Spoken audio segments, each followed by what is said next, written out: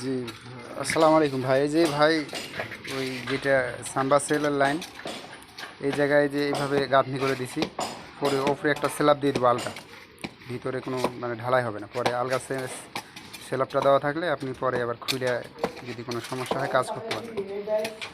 আর এইখানে একটা টয়লেটের লাইন ছিল, এটাকেও আলাদা করে একটা চেম্বার বানিয়ে দিছি। এখানেও মনে করেন যে বালু টালু ঢুকায় রাখবো, দিয়ে আস্তরের মাল মেরে দেবো হালকা করে। পরে যে কোনো সময় একটু টোকা দিয়ে বাড়ি মারলে এটা খুলে যাবে। আর এদিকটা বাকিটা ওই যে এদিকে একটা গাঁথনি দিয়ে দিছি যাতে ওইদিকে বালুটা না যায়।